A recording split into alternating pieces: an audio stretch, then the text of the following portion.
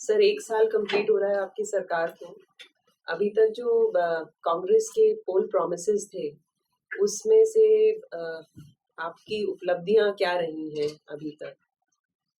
देखिए, कांग्रेस के जो भी पोल प्रोमिसेस होते हैं, वो जिस समय के लिए उनकी सरकार होती है, उस समय में पूरे करने होते हैं। जब इलेक्टोरल पॉलिटिक्स के अरेना में हम जाते हैं, इलेक्शंस में जाते हैं, तो लोगों के सामने हम कुछ बातें रखते हैं कि हम सरकार आएगी और हम अपनी सरकार में ये वादे आपसे करते हैं और हम उसको पूरा करेंगे। तो निश्चित तौर पर कांग्रेस ने वहाँ 10 गारंटियां रखी थी और मैनिफेस्टो भी बनाया था।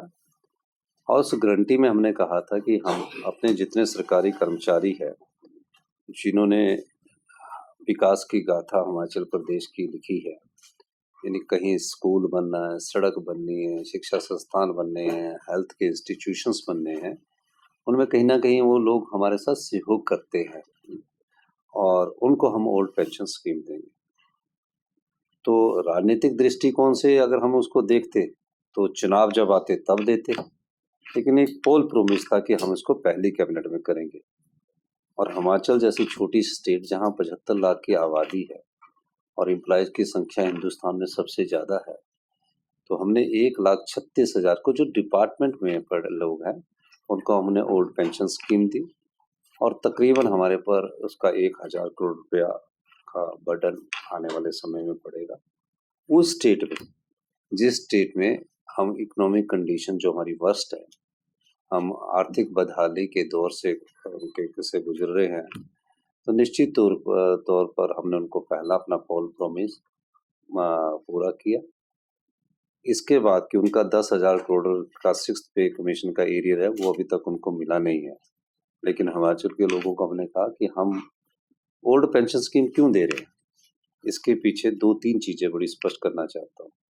ये राजनीतिक लाभ के लिए नहीं है। राजनीतिक लाभ तो चुनावों से पहले होना चाहिए। चुनाव होने के बाद जिसकी सरकार को बने हुए अभी 60 महीने में 58 महीने 2 महीने के भीतर के दिए और 58 महीने उसने और सत्ता में रहना है, इसलिए क्या कि उसके लिए सामाजिक और मानवीय दृष्टिकोण अपनाया गया है। एक अश्योर्ड इनकम होती है ओल्ड पेंशन स्कीम।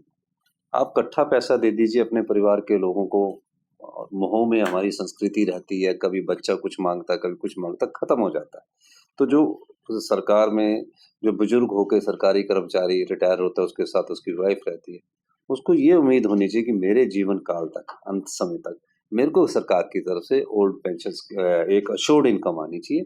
उस दृष्टिकोण को अपनाते हुए मैंने ओल्ड पेंशन स्कीम लागू की।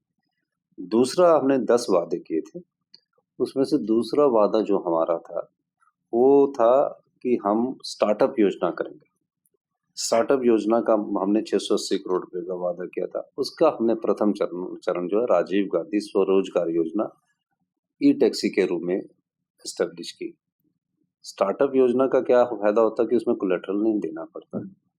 तो हमने ई टैक्सी में कहा कि जो युवा टैक्सी चलाता है, 35,000 लोग हिमाचल प्रदेश में मेरे ख्याल टैक्सी है, जो युवा टैक्सी चलाता है, तो हमारी भौगोलिक परिस्थितियां क्या है, हमारा प्राकृतिक सौंदर्य क्या है, हमारी जलवायु क्या है, उसको आधार मानकर हमने ई टैक्सी की योजना शुरू की। इसमें अगर 10 लाख की वो टैक्सी खरीदता है तो हम उसे 5 लाख सब्सिडी देंगे। और अभी हमने 500 परमिट जारी किया पायलट प्रोजेक्ट के तहत, ताकि ई चार्जिंग स्टेशन भी हमारे सारी जगह डेवलप हो जाए। और उसमें हमने ये कहा कि 20 लाख की गाड़ी खरीदेगा 10 लाख रुपया आपको अनुदान देंगे। 1 करोड़ की बस खरीदेगा, इलेक्ट्रिकल बस खरीदेगा, 50 लाख रुपया अनुदान देंगे। 1 करोड़ का ट्रक खरीदेगा, 50 लाख रुपया अनुदान देंगे। क्यों देंगे? क्योंकि हम अपने एनवायरनमेंट को भी बचाना चाहते हैं और उनकी इनकम को भी दुगना करना चाहते हैं। फिर अब ई टैक्सी के माध्यम से हमने कहा कि आपको 40,000 रुपया महीने की अश्योर्ड इनकम देंगे, उसका लोन की गारंटी सरकार देगी। उस योजना का हमने शुभारंभ किया और उसमें क्या है कि जैसे ही वो ई टैक्सी खरीदेगा, उसको हम सरकारी विभागों में लगाएंगे और सरकारी विभागों से ईज आउट कर देंगे हम जो डीजल और दूसरी पेट्रोल की गाड़ियां। उससे हमारी इकोनॉमी भी डेवलप होगी, क्योंकि एक गाड़ी में हम अगर सरकार में रखते तो ड्राइवर लगाना पड़ता है, डीजल है, पेट्रोल है, मेंटेनेंस है। तो जब वो प्राइवेट अपनी गाड़ी लगाएगा तो उसके आधार पर उसको 40,000 रुपये महीने मिलेगा, जहाँ डीजल का खर्चा उसका 10 से 15,000 आता है 2,000 रुपये में। उसकी इलेक्ट्रिकल चार्जिंग हो जाएगी। तो इस तरह दूसरा स्टार्टअप योजना का प्रथम चरण किया है और 2 चरण इसी स्टार्टअप योजना के और आ रहे हैं जो ग्रीन एनर्जी से ही जुड़े हुए प्रोजेक्ट होंगे। और तीसरा हमारा वादा था कि हर एक विधानसभा क्षेत्र में 4 इंग्लिश मीडियम स्कूल होंगे। हमने उस सब को चेंज करके कहा कि सभी स्कूलों में इंग्लिश मीडियम प्रथम क्लास से पढ़ा देंगे, तो वो तो हमने उससे भी ज़्यादा कर दिया। जो और 7 वादे हैं वो हमें 5 साल के लिए मैंडेट मिला है और उन वादों में हम सबको पूरा करेंगे और पहले अपनी इकोनॉमी को ठीक करेंगे। सिर्फ 1500 रुपए जो महिलाओं को देने का था, अभी आपकी एक अनाउंसमेंट भी थी, स्पीति से शुरू करेंगे शायद, या एक बहुत बड़ी उम्मीद थी कि महिलाओं को देना, और महिला वोटर काफी सक्रिय रहे हैं कांग्रेस की विक्ट्री में भी, और काफी स्टेट्स में देख रहे हैं कि कैसे वोटर टर्नआउट महिलाओं का बढ़ रहा है।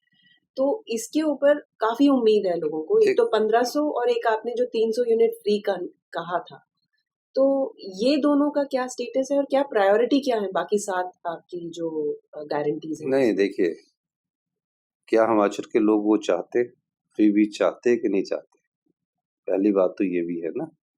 ये ठीक है कि आपने हमारा गारंटी कार्ड उठाया, उसमें से आपने कुछ जो हमने पूरी नहीं की होगी, लेकिन एक चीज मैं आपको बताना चाहता हूँ। ये इसलिए भी बताना जरूरी है कि पॉलिटिक्स में कुछ पार्ट्स ऐसे होते हैं जिसको राजनीतिक जब चुनाव आते हैं उस समय बनाने की कोशिश की जाती है।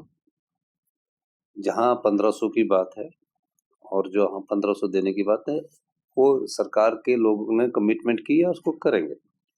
300 यूनिट बिजली की बात है, आपको पता है कि हमारे टोटल फैमिलीज है 20 लाख, 18 लाख को तो बिल ही नहीं आता, जीरो बिल। 125 यूनिट जो इतना ही खर्च करते हैं।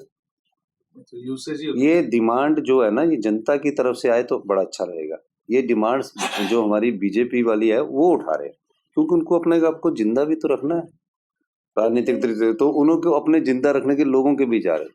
तो फिर उसको इंक्लूड करने का क्या हुआ? क्योंकि गारंटी जो कांग्रेस ने शुरू की वो तो हिमाचल से ही देना शुरू किया। मेरी बात सुनिए, 10 में से 3 गारंटी होगी, अगले साल 3 और होगी, अगले साल 3 और होगी, तो 5 साल में 10 गारंटियों को हम पूरा करेंगे। एक, लेकिन जिस प्रदेश में 75,000 करोड़ रुपए का कर्ज चढ़ा हो, 10,000 करोड़ रुपए की 6th पे कमीशन की लायबिलिटी हो, और जहां ओल्ड पेंशन स्कीम के बाद हमारा केंद्र सरकार ने 1780 करोड़ रुपया भी उन्होंने लोन की लिमिट भी कम कर दी। हमारी लोन की लिमिट 2022-23 में थी 14,000 करोड़, उसको कट करके अभी 6600 करोड़ रुपया कर दिया है। जो इकोनॉमिक क्राइसिस से गुजर रही स्टेट हो, उसके पहले रिसोर्सेज को डेवलप करना बहुत जरूरी है, और मुझे खुशी है कि हमने अपने पहले बजट में उस दिशा में कदम बढ़ाने स्टार्ट कर दिए, और हम अपनी इकोनॉमी को पटड़ी पर लाने के लिए 20% में अभी तक सफलता प्राप्त कर चुके हैं। और मैं ये इसलिए कह रहा हूँ, मैं दावे के साथ कह सकता हूँ कि आने वाले 4 साल जो 2027 तक हम अपनी इकोनॉमी को पटड़ी पर लाएंगे, और 10 साल में हिमाचल प्रदेश को हिंदुस्तान का सबसे समृद्धशाली और अमीर राज्य बनाएंगे। में छोटी बात है, पूरा करेंगे। आपने एक छोटी बात कही अभी इससे थोड़ी सी पहले कि क्या हिमाचल की जनता फ्रीबीज चाहती है, तो एक कैसे? देखिए, हिमाचल की जनता फ्रीबीज कभी नहीं चाहती, कई लोग ऐसे हैं जो छोड़ते भी, तो ऐसी बात नहीं है। लेकिन जब कोई राजनीतिक दल वादा करता है और उसकी सरकार बनती, तो उसका ये दायित्व बनता है कि वो जब वादा करता है तो उसको पूरा करे। मूवमेंट माना जाता था कांग्रेस पार्टी के लिए खास करके, क्योंकि तब तक उन चुनावों में भी मतलब आप अकेले एक स्टेट है, उसके बाद कर्नाटका जीती कांग्रेस। इस राउंड में क्या हो गया सर? देखिए, इस राउंड में तो कुछ ना कुछ तो कुछ चीजों को समझने की जरूरत है। क्यों हुआ, कैसे हुआ, ये तो नहीं कह सकते। कई बार आदमी को छत्तीसगढ़ का और राजस्थान में हमारी सरकार ने अच्छा परफॉर्म किया था, एटलीस्ट मध्य प्रदेश की सरकार से अच्छा परफॉर्म किया था, मैं ये कह सकता हूँ। मध्य प्रदेश की जनता ने इतना बड़ा मैंडेट दिया, और छत्तीसगढ़ में हमारी अच्छा परफॉर्मेंस, तीनों जगह, 2 जगह कांग्रेस की सरकार थी, 1 जगह बीजेपी की सरकार थी। आज भी आप कंपेयर कर लीजिए, मध्य प्रदेश से बहुत अच्छा छत्तीसगढ़ में कंपेयर किया है, परफॉर्म किया है 5 साल रूल में रह के, और इन्होंने भी किया। लेकिन कई जगह कुछ ना कुछ चीजें होती है और उन चीजों में कई प्रकार की पॉलिटिक्स में कई पार्ट होते हैं। अब देखना पड़ेगा किस पार्ट में क्या कमी रही होगी, उस चीज को अंडरस्टैंड करना पड़ेगा। कांग्रेस की तरफ लेकिन पब्लिक का रुख अभी बदल गया कि आपको लगता है कि अभी? नहीं, कांग्रेस की तरफ पब्लिक ने अपना रुख किया है, ऐसा नहीं है। Despite the defeat?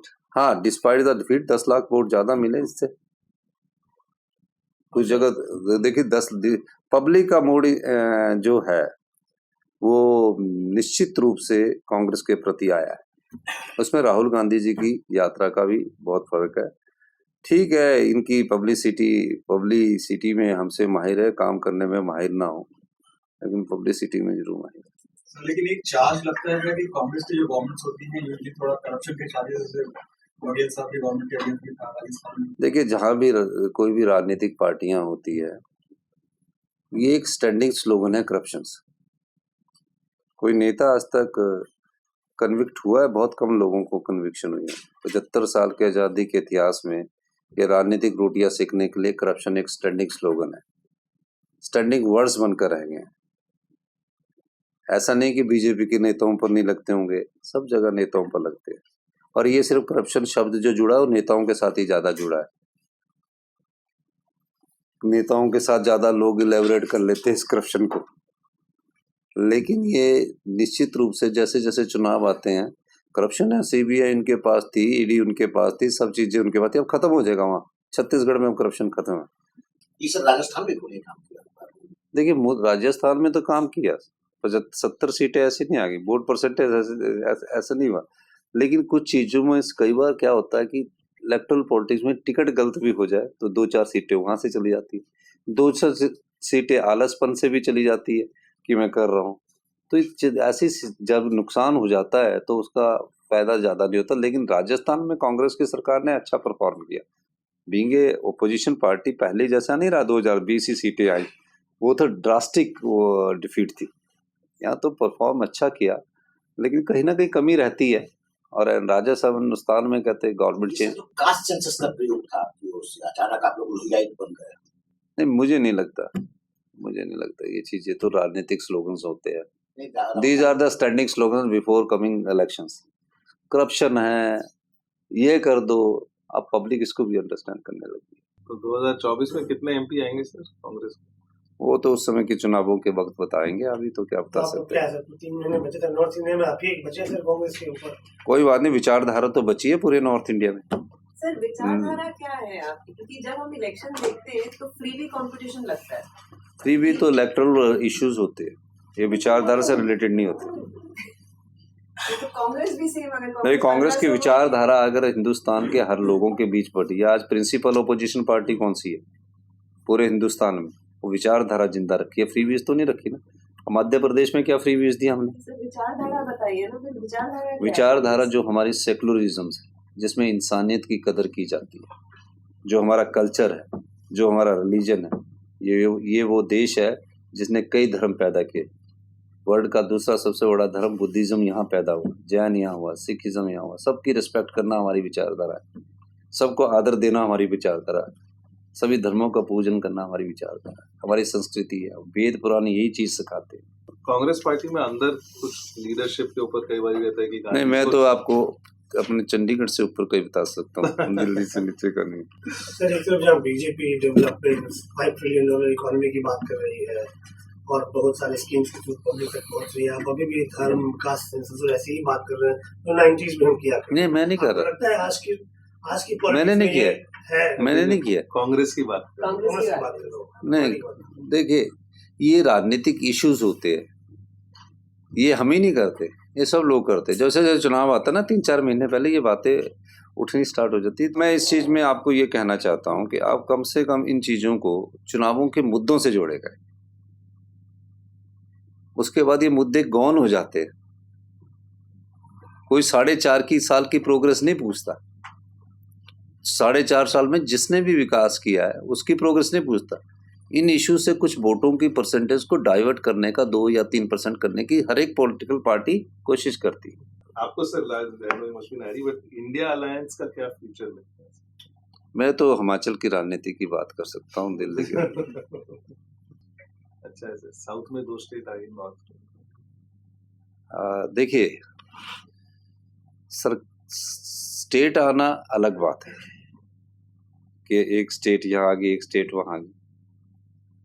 लोकतंत्र जिंदा रहना चाहिए, उसके लिए कांग्रेस हर जगह है, ये बहुत बड़ी बात है। विक्रम जी, मैं मनु पबियो, मैं डिफेंस कवर करता हूँ काफी टाइम्स के लिए। तो थोड़ा सा आप बताएंगे, जो अग्निवीर स्कीम जो आई है उसके प्रति काफी नाराजगी है जनता में, और आपकी स्टेट में तो बहुत सारे सर्विसमैन एस्पिरेंट्स हैं, तो आपको क्या इफेक्ट लग रहा है उसका जनता से, और उसका कोई पॉलिटिकल सिग्निफिकेंस होगा अगले चुनाव में? अग्निवीर का पॉलिटिकल सिग्निफिकेंस ये हुआ कि हिमाचल प्रदेश में कांग्रेस की सरकार आ गई। ये ठीक है कि जिस क्षेत्र से मैं आता हूँ वहाँ हर एक परिवार से एक आदमी आर्मी में है। हम कांगड़ा हमीरपुर से आते हैं, सब परिवार से कोई ना कोई आदमी हमीरपुर से है। और सबसे ज्यादा परमवीर चक्र हिंदुस्तान में छोटी आबादी होने के बाद भी हिमाचल ने जीते। तो ये निश्चित तौर पर इसका फर्क पड़ता है, लेकिन परिस्थितियों के हिसाब से चुनावों में किस प्रकार का इशू उठता है वो बहुत काउंट करता है वोटिंग से पहले। ये बड़ी चीजें देखने पर अग्निवीर का असर है, आपने ठीक कहा। और कोई भी डिफेंस में जाएगा जिसको अपनी जान खतरे में होगी, उसको आप टेम्परेरी 4 साल बाद घर भिजवा दोगे। जिंदा रहा तो घर बैठेगा, मुर्दा रहा तो 1 करोड़ रुपया मिलेगा। तो ये मैं कहना नहीं चाहता, लेकिन इसका असर होता है। जो देश की सेवाओं में सर्विस देने वाले युवा जाते हैं, उनके लिए अग्निवीर जैसी योजनाएं जो होती है वो नुकसानदायक होती है। Sir, I am Rahul. Sir, मेरा एक सवाल है कैनबिस फार्मिंग को लेके, जो अभी आपने एक फैसला लिया था कि इसको बढ़ाएंगे। तो एक तरफ भारत सरकार कहती है कि ये खत्म करना है, इसको नशा मुक्त भारत सेंट्रल गवर्नमेंट कहती है, और एक तरफ इसको बढ़ा रहे हैं। तो ये हाउ डू यू? नशा नहीं है ये ट्रीटमेंट का एक चीज है। नशा है चीटा। मेडिकल पर्पज के लिए अगर इसकी जरूरत है और पूरे विश्व में ये अगर ये एक माना हुआ इसको यूज उद्योग कहा जा सकता है, तो उस पर्पज को देख रहे। कैनबिस हम ही नहीं बना रहे, हमारी तो कांग्रेस की सरकार है। उत्तराखंड ने तो पहले ही लागू कर दिया, अगर उनको है। जम्मू कश्मीर में लागू है, वो तो ये चीजें देखने। पर मैंने क्या किया है, मैंने एक कमेटी बनाई, क्योंकि हिमाचल की कैनबिस जो हैम्प है बहुत अच्छी क्वालिटी की है, और ऐसा नहीं है कि वो एक ही क्षेत्र में होती है, हर जगह उग जाती है हमारे। तो जो भांग है ना, शिमला में भी आपको सड़कों के नीचे मिल जाएगी, हर जगह उग जाती है। अब इसकी खेती होती है हमारे कुछ क्षेत्र ऐसे जहां आज भी हमको इसको उखाड़ने के लिए पुलिस भेजनी पड़ती है। लेकिन जब इसको स्टडी किया गया, जब और स्टेट्स ने किया, गुजरात में, मध्य प्रदेश में मेरे ख्याल में कई जगह तो ओपियम की भी खेती है, राजस्थान मध्य प्रदेश में। तो हमने इसका एक प्लेटफॉर्म बनाया, विधानसभा में हमने इसकी चर्चा की। विधानसभा में कांग्रेस बीजेपी के दोनों विधायकों को लाया, पूरे जहां हमारे कैनबिस होती है उन लोगों के पास के, उन लोगों से पूछा कि किस किस चीज के लिए यूज होती है। बुजुर्ग जो थे 80 साल के, 82 साल के, उनसे पूछा तो उन्होंने उसका बताया। हमारे तो भांग धतूरा, उसके धतूरे को भी शिवरात्रि, क्यों चौहान साहब, शिवरात्रि के समय उसको खाते उससे नशा नहीं होता, आप नशा ना। फिर उसके बाद हमने उसकी कमेटी को बनाया, उसने पूरे हिमाचल में लोगों के बीच लिए एक। उसके बाद मैं उनको देख रहा हूँ कि जिन कंट्रीज में मैन्युफैक्चरिंग हो रही है, उन कंट्री में उन टीम को मैं भेज रहा हूँ, नीदरलैंड, कनाडा, अमेरिका, इजराइल। अभी हमारा टूर फरवरी में उस जगह जाएगा, वहाँ मैन्युफैक्चरिंग देखेगा और उसके आधार पर इसको मेडिकल पर्पज के लिए कहाँ कहाँ लॉ करना है, किस प्रकार से लॉ करना है, किस क्षेत्र में हमारी खेती हो रही है। हमारे क्षेत्र में आज भी खेती, कुछ जगह तो खेती होती है, कुछ जगह अपने आप उगती है। आप शिमला के इंटीरियर पार्ट में भी चले जाए, हम जब कॉलेज टाइम में पढ़ते थे, यूनिवर्सिटी में पढ़ते थे, तो लगी होती थी, अभी भी होती है।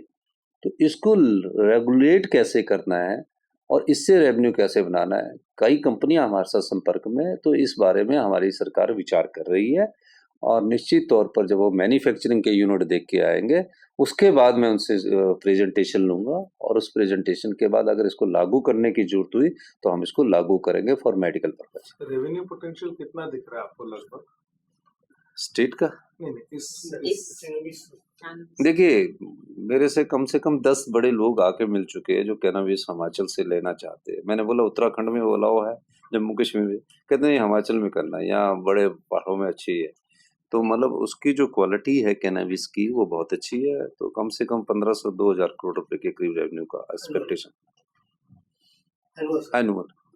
लाइसेंस फीस वैसे तो इलीगल चला हुआ हो तो रेगुलेट करने के लिए कुछ बनाना पड़ेगा। कानून नियम बनाने पड़े, क्योंकि ऐसा ना हो ना कि वो किसी और चीज में कन्वर्ट होती रहे। मेडिसिन प्लांट मेडिकल पर्पज के लिए इसको यूज करना चाहते हैं। फेंटानिल जो है ना इसी से बनते हैं, ओपियम, और इससे फेंटानिल के ऊपर बड़ी चिंता है अमेरिका वगैरह में। इसलिए क्योंकि जब पैरासीटामोल 650 डोज जो है ना, जो दर्द की दवाइयाँ काम किसके लिए लगता है? हाथ काटने पर दर्द तो बहुत होता है, लेकिन उसमें फेंटानिल लगाया जाता है। तो इसके कई अच्छे पर्पज भी है। डिजास्टर रिलीफ का काम अभी तक और कितनी मदद मिली है सेंटर से आपको, प्लस कितना मतलब क्या अभी चैलेंजेस रह गए रोड्स के अलावा? रोड्स आई थिंक आपका मेजर हेड हुआ इसमें। नहीं, देखिए डिजास्टर में कम से कम हमने कोई 450 के करीब जाने को ही है, और डिजास्टर इतिहास में इतनी ज्यादा अत्यधिक बारिश हुई जो हमने कभी सोचा भी नहीं था, और तकरीबन 12,000 करोड़ रुपए का हमें नुकसान हुआ। और हमने सोचा कि हमें कुछ रिलीफ मिलेगा जो भारत सरकार की गाइडलाइंस के अनुसार एनडीआरएफ से मिलता है या उससे मिलता है, वो तो आना ही था। कोई हमारे को स्पेशल रिलीफ पैकेज नहीं मिला, जिस तरह केदारनाथ में था, भुज में था, उससे नुकसान हमें ज़्यादा हुआ है।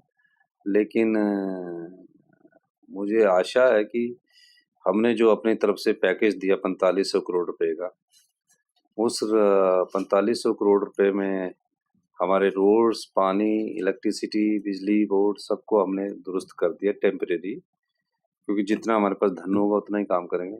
और कुछ जगह मैंने जो इंडिविजुअल 16,000 घर हमारे तबाह हुए, इसमें 4,000 घर फुली डिस्ट्रॉय हुए और 12,000 घर पार्शली डैमेज हुए।